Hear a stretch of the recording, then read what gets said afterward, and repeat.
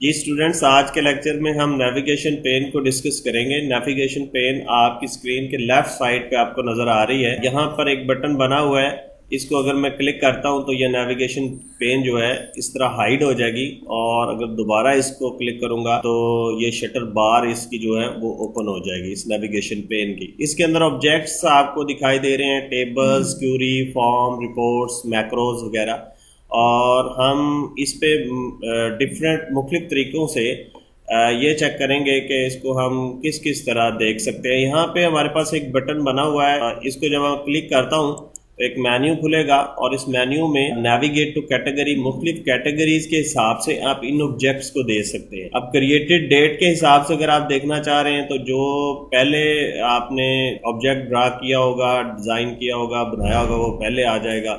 इसी तरह date wise ये तरतीब लग जाएगी इनकी।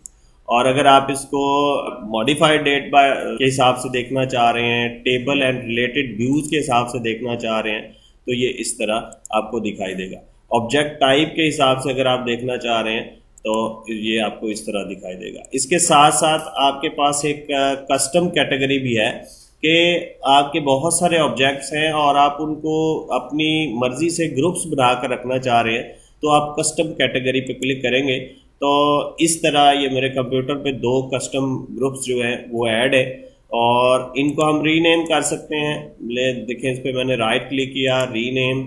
आप इसको कैटेगरी 1 कैट 1 हम इसको नाम दे देते हैं, और इसी तरह ये कैटेगरी 2 हो जाएगी।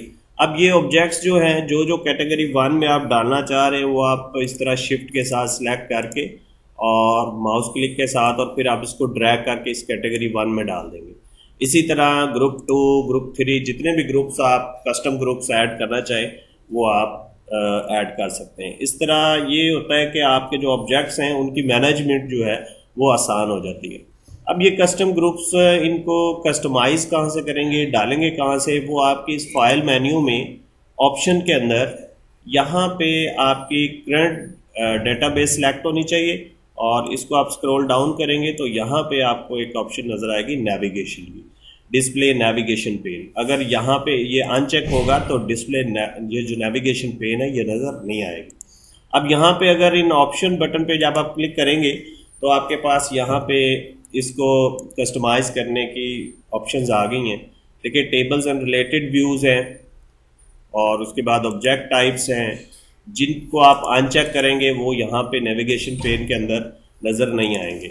इसी तरह आप लोग जो है वो इसको अनचेक करके और चेक करके इसको डिस्प्ले भी कर सकते हैं और हाइड भी कर सकते हैं।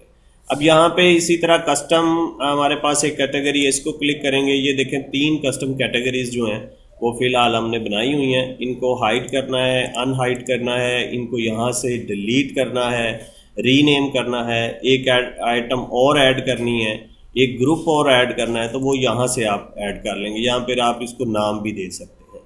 इसी तरह आप कुछ और ऑप्शंस इस पे दी हुई हैं, जैसे शो हिडन ऑब्जेक्ट्स हैं, शो सर्च बार है, शो सिस्टम ऑब्जेक्ट्स हैं, तो ये भी आप डिस्प्ले कर सकते हैं और हाइड कर सकते हैं। इसी तरह ओपन ऑब्जेक्ट्स विद, कि अगर आप इन ऑब्जेक्ट्स पे ये जो कस्टम ये जो पेन के अंदर नज़र आ रहे हैं, सिंगल क्लिक करेंगे तो वो खुल जाएंगे अगर आपके पास ये रेडियो बटन जो है वो चेक होगा, और अगर ये होगा तो फिर डबल क्लिक के साथ। नॉर्मली हम लोग डबल क्लिक रखते हैं क्योंकि एक ट्रेडिशन चल रही है। अब हम इसको ओके करते हैं, हम ये भी कैटेगरी 1 रहने देते हैं, और ये 2 कैटेगरीज हम शो कर लेते हैं, और हम इसको ओके कर देते हैं और फिर ओके करेंगे। अब देखें, यहाँ पे सिर्फ 2 कैटेगरीज हमें नज़र आ रही हैं क्योंकि हमने वहाँ से इसको कस्टमाइज़ कर लिया। तो ये था स्टूडेंट्स आपका नेविगेशन पेन के नेविगेशन पेन में आप किस तरह ऑब्जेक्ट्स को देख सकते हैं, हाइड कर सकते हैं, और नेविगेशन पेन को कस्टमाइज़ कहाँ से करेंगे। फाइल, ऑप्शंस और करंट डेटाबेस, और इसी तरह ये नेविगेशन ऑप्शंस।